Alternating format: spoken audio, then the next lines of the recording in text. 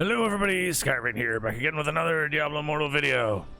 Alright, it's been a bit, of course, but here we are. We have a bunch of activities that are unlocking. I just wanted to bring this to everyone's attention. Of course, if you're already playing the game, you're going to know most of these things anyway, but this is for people that have taken some time away, taking some time off or what have you.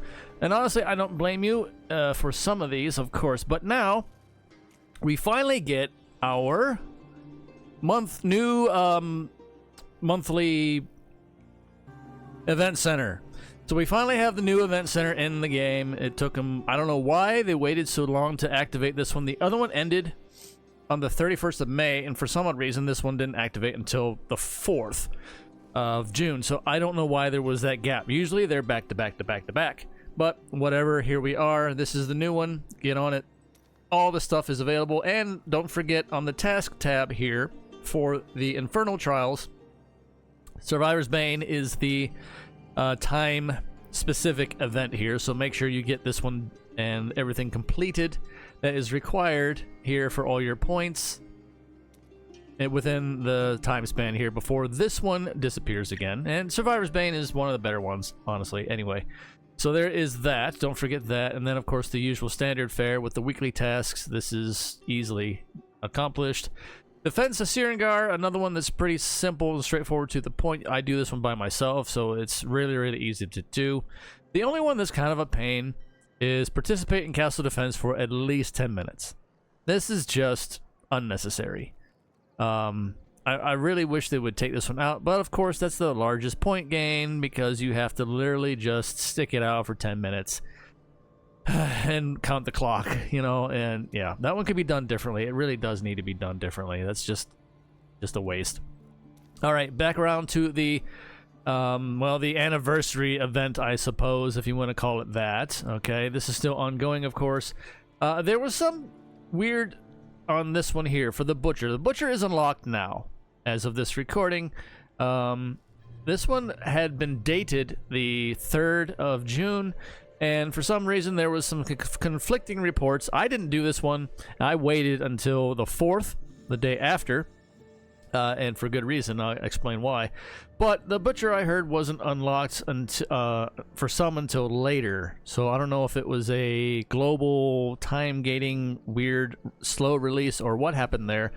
Oceanic said they had it. Some people, of course, in NA said they didn't. That kind of thing. It's whatever. But I would suggest waiting anyway, or waiting until the day after, because for whatever reason, and here's another case in point, the 6 for Bale and the 6-9 on Diablo unlock. If you look at the challenge task tab here, the daily tasks don't unlock until 6-4, 6-7, 6-10. Which is a day after these unlock. So it doesn't make much sense to do it until these challenge tasks are unlocked. I don't know why they did it this way. It makes no sense, of course, but hey, maybe that's why they did it that way, because most of what they do doesn't make a whole lot of sense anyway. Am I right? Am I right?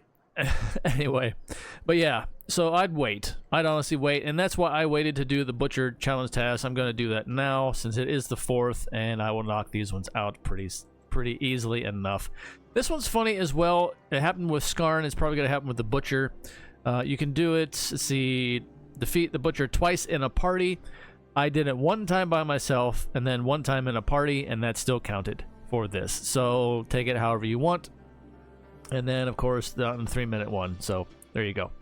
But yeah, that's what I would do when it comes to these. I'd wait a day after the unlock supposed time, because that will coincide with these challenge tasks. Again, stupidity on the devs' part why they did it that way. It makes absolutely no sense. So anyway, there's that. Wins and Fortune, I have just finished mine. I do believe it is about... Oh, my time buff duration remaining is done. I'm going to claim whatever's left in this. And there we go. This always stays highlighted for whatever reason. It's just stupid that way too. And of course, Wins of Fortune. If you don't know the trick, haven't watched my video, look that one up. On how to maximize your normal gem gains during that buff activation. Okay. Let's see. That should cover most of the current events ongoing here. And I just wanted to do a quick catch up for most on this video. Hungry Moon, of course, has a, the catch-up mechanic in this one, which is very, very nice. I always liked the fact of Hungry Moon being, you can wait until pretty much the day before, to play it safe anyway, the day before, and knock all of these out if you wanted to take a break and come back.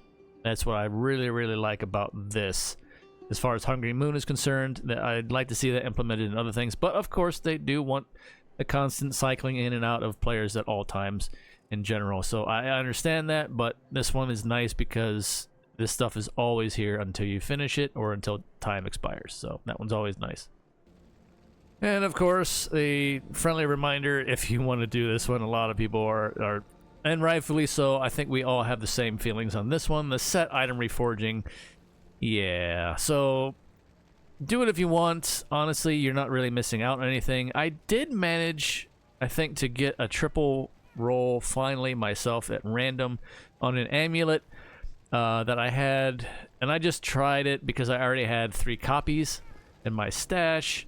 However, of course, it's still, I think I had vitality on it, which I'm not a fan of ever, on set pieces especially. So there is that. I don't know if I'll be able to find it right now off the top of my head, but, and obviously, oh, actually, no, I am wearing it. Never mind. I did manage to get a Fortitude, Willpower, Intelligence. That's right. It was this one. So yeah, I did manage to make out with this one. So it's not too shabby. It only has 2 magic affixes on it, unfortunately, because, there's the elusive 3 chance on that one. But, I'm happy with what I got because it was Fortitude, Willpower, Intelligence, the top 3 stats of everything. But best of luck to all of you, of course. Again, something that sounded good on paper, but in practice, oh boy howdy, did they, I don't know, they missed their shot as per usual. Looks like we do get a couple more reforges on the way, though, so those might be better chances of getting the, 3 basic, multiple magic attributes chances on it, if you haven't gotten so already. The multiple reforges are coming the next day here, it looks like, so that be a much higher chance, of course, which it will continue to climb if you are still doing the same set pieces over and over and over again. So eventually you should get a triple roll, and again, best of luck to you. All the RNG luck and chances out to you guys for that one to get the triple stats that you want out of them. The magic affixes are going to be hit or miss as well, but yeah, I haven't seen the triple magic affix. Like it said multiple, but, and then in the patch notes they even stated we might get multiple affixes, but I don't know. That's like a either a red herring or yeah, a blue moon kind of deal, that kind of thing. But anyway, until next time, everybody, stay safe out there in the real, and far as always, take care of yourselves as best you can, one day at a time. It's all we can do. Until next time, see ya.